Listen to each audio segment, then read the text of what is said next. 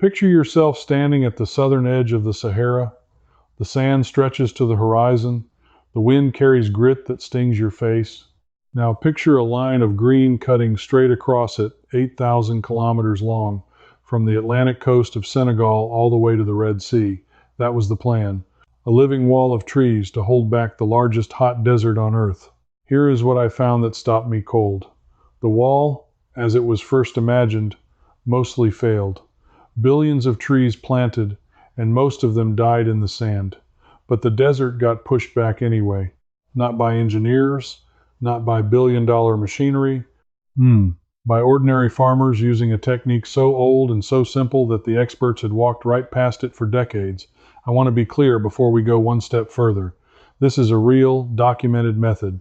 It has a name, it has dates, and the more I dug, the more one question refused to leave me alone. If it worked this well and cost this little, why did it take a catastrophe and one stubborn farmer to bring it back? I first stumbled onto this while reading a field report out of Niger dated 1983, a report almost nobody talks about anymore. And the moment I understood what that report actually described, I could not stop pulling the thread. So let me walk you through exactly what I uncovered, clue by clue, because the final piece changed how I look at the ground under my own feet. And yes, part of what I found you can test in your own backyard this weekend. Let me start where everyone else starts, with the wall itself. In 2007, the African Union made it official. They called it the Great Green Wall. The idea sounded unstoppable on paper. Plant a belt of trees 15 kilometers wide and roughly 8,000 kilometers long across the Sahel, that dry band of land just south of the Sahara. 11 countries signed on: Senegal, Mauritania, Mali, Burkina Faso, Niger, Nigeria, Chad, Sudan, and more. The trees would shade the soil, break the wind, and stop the desert from swallowing farmland where more than 100 million people were trying to survive. The money followed. Hundreds of millions of dollars, pledges that eventually climbed into the billions. Seedlings by the truckload, crews digging holes and dropping in young trees across some of the harshest land on the planet, and then the trees died. Not a few of them, most of them. In some of the earliest planting zones, survival rates were brutal. Studies later found that in certain areas, only a small fraction of the planted seedlings were still alive a couple of years on. In parts of the program, researchers estimated that roughly 80% of the trees planted in the dry open Sahel simply did not make it. You plant a tree in ground that gets a handful of inches of rain a year, with no one to water it and no roots deep enough to reach moisture, and the Sahara does what the Sahara does. It takes it back. Here is the first thing that did not add up for me. These were not fools running this. These were agronomists, international agencies, government ministries. They had satellite maps and soil surveys and degrees hanging on their walls. So how did the smartest, best-funded people in the room get it so wrong, planting millions of trees that were practically guaranteed to die? I kept reading, and I found that a handful of scientists had been warning about exactly this from the very beginning. They said you cannot simply march across a desert dropping seedlings in a straight line and expect a forest. They were mostly ignored. The wall was a grand idea, and grand ideas attract funding, and funding wants something you can photograph. A line of green on a map, a ribbon cutting, but the desert does not care about ribbon cuttings. And that gap between what looked good and what actually worked is where this whole story turns. Because while the official wall was failing in the sand, something else was quietly happening in villages that never got a single dollar of that money. So I went looking for who benefited from the version that failed. And that is where this stops being a story about trees and starts being a story about who gets listened to. Follow the money for a second. A top-down tree planting campaign is a beautiful thing if you are an institution. You order millions of seedlings, which means contracts. You hire crews, which means budgets. You fly in consultants, which means salaries and per diems. You produce glossy reports with maps and photos of freshly planted saplings, and those reports justify the next round of funding. The entire machine is built to reward planting, not to reward what survives 5 years later. Now here is the uncomfortable part. There already existed a method that cost almost nothing, needed no seedling nurseries, no import contracts, no foreign crews, and no expensive machinery. And because it needed almost none of those things, almost none of those institutions had any reason to promote it. There was no budget line for telling a farmer to do something for free with a shovel he already owned. I am not saying anyone sat in a room and plotted to bury it. I am saying the incentives quietly did the burying for them. When the reward is attached to spending, the cheap answer becomes invisible. Everyone looks straight past it. For decades, that is exactly what happened. Because the method I am talking about was not new. It was ancient. Farmers in West Africa had been using versions of it for centuries, long before any wall was ever drawn on a map. And then a series of droughts in the 1970s and early 80s hit the Sahel so hard that many of these old practices were abandoned. People were starving, families walked off their cracked, useless land and never came back. Villages emptied. The knowledge that could have saved them was fading out of living memory at the exact moment they needed it most. And that is the second thing that did not add up. How does a technique that works, a technique that had fed people for generations, nearly disappear right when the desert is winning? The answer is that when people are desperate enough, they stop experimenting and start fleeing. It takes a rare kind of person to stay behind on dead land and try the old ways when everyone around them is giving up. I found that person. His name kept surfacing in report after report, and once I understood what he did, I understood everything the wall had gotten wrong. His name was Yacouba Sawadogo, a farmer in Burkina Faso. Let me set the scene, because the details matter. In the early 1980s, the land around his village in the north of the country was finished. The soil had gone so hard and dry that rain, when it came at all, just ran off the surface like water off a table. Nothing would grow. The desert was advancing. Yacouba's neighbors packed up and left for the cities. He stayed. And he reached back for something his grandparents had known, a technique called zai. Now, zai is almost insultingly simple, and that is the whole point. You dig small pits in the hard, dead soil, not big holes. Pits maybe the width of your two hands and a few inches deep, spaced out across the field in a grid. Into each pit you put a handful of compost or manure. That is it. That is the core of it. But watch what those little pits actually do. When the rare rain comes, instead of sliding off the hard ground and vanishing, the water collects in each pit and soaks straight down to the roots. The compost in the pit does two things at once. It feeds the seed you plant there, and it attracts termites. And here is the part that stopped me. Those termites, which everyone treats as pests, dig their tunnels down through the rock-hard soil underneath each pit. Those tunnels break up the hard pan and let water and roots reach deep down where the moisture hides. The termites do the deep plowing for free. So a farmer with nothing but a shovel, some manure, and patience turns the very thing killing his land, the hard crust and the insects, into the tools that bring it back to life. No seedling nursery, no imported saplings, no budget. Yacouba did something else too. He improved the old method. He made his pits a little bigger and deeper than tradition called for so they would hold more water and more compost. And critically, he noticed that the manure he packed into each pit carried seeds inside it, seeds of trees eaten by animals and passed through.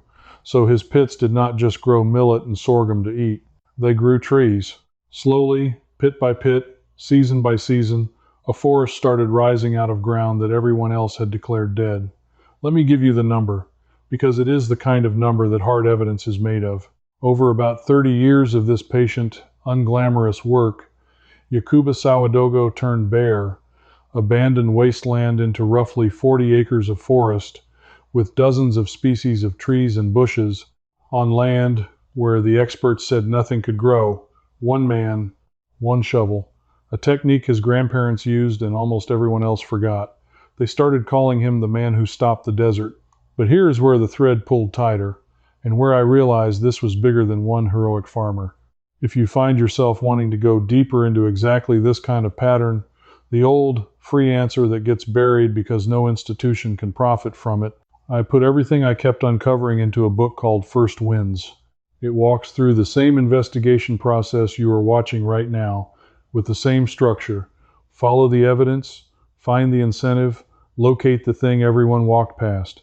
There is also a second volume called Deep Leverage that goes further into how these forgotten methods compound over time, and a complete collection called The Full System for those who want everything in one place. All three are linked in the description below. Now let me get to the principle underneath it all, the one that truly explains why the whole grand plan had it backwards. Because if a single man with a shovel could do this, the obvious question is why? Why did this work when the billion-dollar wall did not? What was the actual principle underneath it? And that principle turned out to be the real secret, the thing that changes everything, including what you can do with your own dry patch of ground.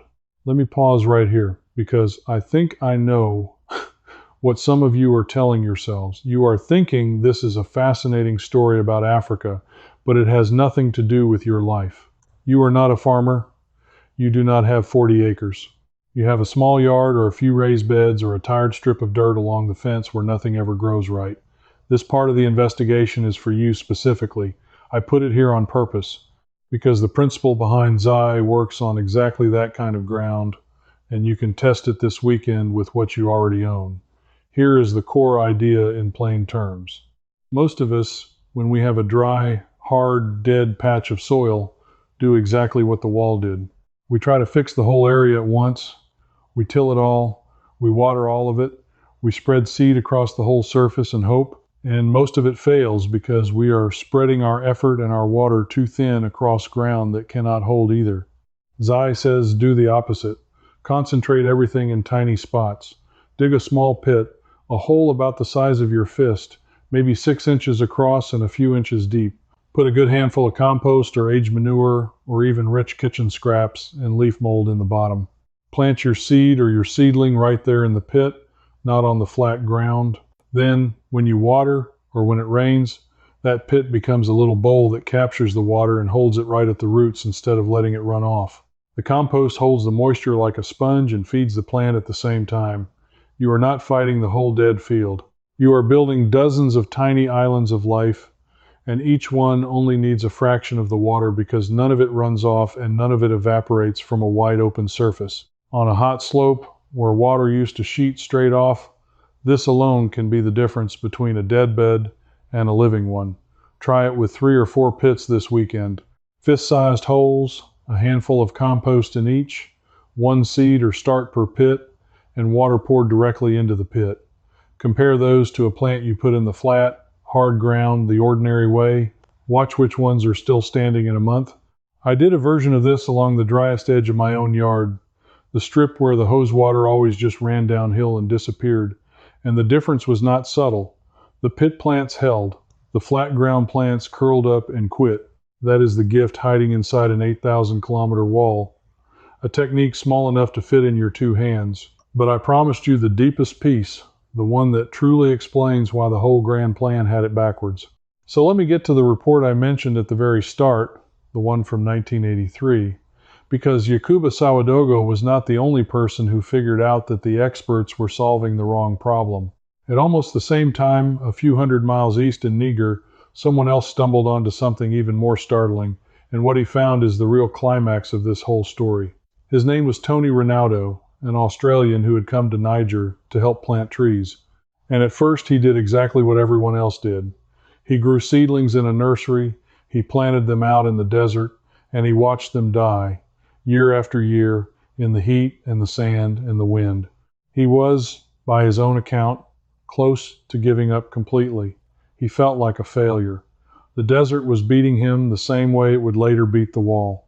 Then one day in 1983, he stopped his truck in the middle of that barren landscape and really looked, at what he had been driving past the whole time. Scattered across that supposedly empty desert were little woody bushes, scrubby, low, easy to dismiss as useless weeds. He had walked past thousands of them, and it hit him. Those were not weeds. Those were trees. They were the living stumps of trees that had been cut down years before. The trunks were gone, but underneath the sand, the root systems were still alive, still connected to deep water. Every one of those scrubby little bushes was the top of a full, mature root system just waiting underground. Ronaldo later called it the underground forest. Think about what that means. The Sahel was not a barren place that needed forests imported into it seedling by seedling. It was a place that already had a vast forest, an enormous network of living roots hidden right under the surface, cut down and grazed to nothing but never actually killed. The trees were not gone. They were just underground, holding on, waiting. So the whole premise of planting was wrong. You did not need to bring trees to that land. The trees were already there. You just needed to let them come back. The method Renato developed from that realization is called farmer-managed natural regeneration, and like Zai, it is almost unbelievably simple and almost free. Instead of planting anything, you find those living stumps. You select the strongest few stems growing up from each one, you prune away the rest and protect the ones you kept from animals and from being cut, and then you get out of the way. The living root system, already connected to deep moisture, sends that chosen stem up fast, far faster than any seedling could ever grow, because it is feeding off a root network that took decades to build. No nursery, no seedlings, no trucks, no imported saplings dying in the sand, just a machete, some knowledge, and the discipline to protect what was already trying to grow. Now here is the number that truly floored me, the one that makes the failed wall look like a tragedy of the imagination. This method, farmers regenerating what was already under their own feet, spread from farmer to farmer across Niger, not by government order, not by $1 billion program, by neighbors watching neighbors and copying what worked. And over the following decades, farmers using this technique regreened more than 5 million hectares of land in Niger alone. Researchers who mapped it with satellite images estimated that around 200 million trees came back. 200 million. More trees than the entire official wall managed to establish, grown for a tiny fraction of the cost by ordinary farmers on their own land, using their own hands. Let me put those two pictures side by side because this is the whole investigation in a single frame. On one side, the grand plan. Billions of dollars, imported seedlings, straight lines drawn across a map, and most of the trees dead within a couple of years. On the other side, a farmer in Burkina Faso with a shovel and an ancient pit, and a former missionary in Niger with a machete and a simple observation, quietly bringing back millions of hectares of forest by working with the land instead of against it. The experts had been trying to build a forest. The farmers realized the forest was already there. It was buried, cut down, forgotten, hidden under the sand, and under decades of assuming the land was dead. And the moment someone bothered to look closely at what was actually in the ground, the whole impossible problem turned out to have a nearly free solution that had been sitting there the entire time. This is why I could not let the thread go. Because the pattern is not really about Africa. The pattern is about how we are trained to think. We are taught that the answer to a hard problem is always something new. Something you buy, something an institution sells you, something imported from far away. And meanwhile, the real answer is often the old thing, the local thing, the free thing, the thing your grandparents knew, sitting quietly underfoot while everyone spends fortunes looking past it. The great irony and the good news is that the people running the Great Green Wall eventually learned this. In the years that followed, the whole program quietly changed direction. They stopped focusing on planting lines of trees across empty desert and started supporting the farmers, the Zai pits, the half-moon catchments, and the natural regeneration of the underground forest.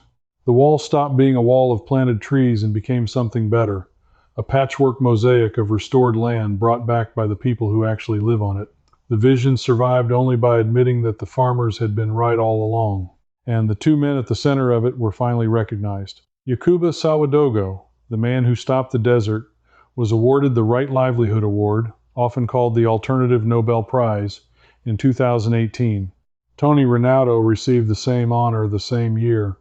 Two men who were dismissed, doubted, and nearly beaten by the desert, honored at last for seeing what everyone else had walked past.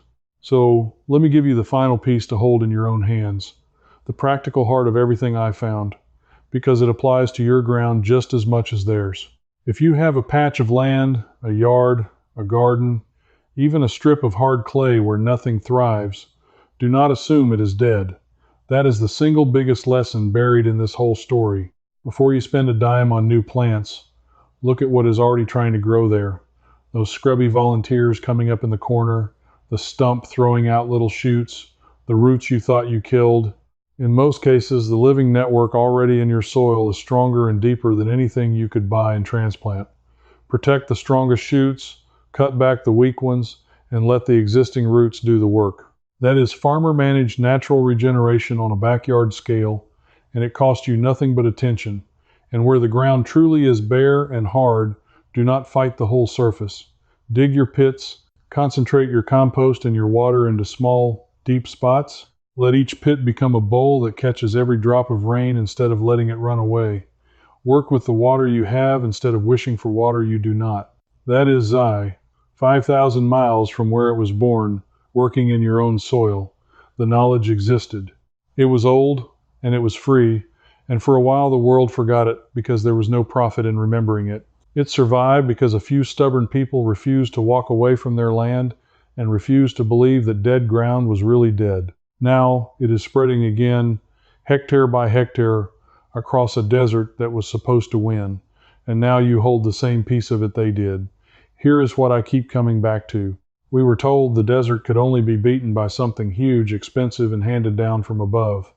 The truth was the opposite.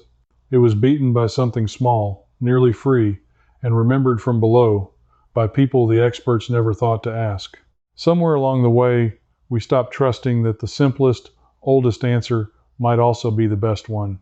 This whole story is proof of what we lose when we forget that, and what comes back the moment we remember. If you are the kind of person who would rather understand how the land actually works than pay someone to sell you a fix for it, you are exactly who I made this for. You follow the evidence. You would rather know than be sold to. So let me ask you something specific, and I really do want your answer. Think about the underground forest. Those living roots hiding underground everyone swore was empty. Is there a patch of your own yard or garden you have written off as dead? A corner where nothing grows that you are now wondering might still have something alive under it? Tell me about it in the comments. Describe the spot. I read them, and I want to know if this changed the way you see your own ground. Leave a comment, because this audience almost never speaks up, and your one comment tells me to keep digging up these forgotten methods. If you want to keep recovering knowledge like this, the practical wisdom that was passed down for free and then quietly buried because no one could sell it back to you, come along with the rest of us who are digging it back up. Subscribe and stand with the people relearning what our grandparents simply knew, because the next thread I am pulling is about something just as hidden. There is an old way of storing certain vegetables through an entire winter with no electricity, no freezer, and no canning, a method written up in a farmhouse manual over 100 years ago and then almost completely erased when the refrigerator arrived. I found the document, I found the numbers, and what it says about how long food really lasts is going to surprise you. I will see you in that investigation. Before you go, let me tell you where this story really goes. Inside the Practical Wisdom Circle, I pick up right where we stopped and walk you through the full farmer water technique for your own soil. And you can ask me your own questions with a real person, me, answering myself. You won't be alone in there. Just point your phone's camera at the code on screen and you can cancel anytime. No risk.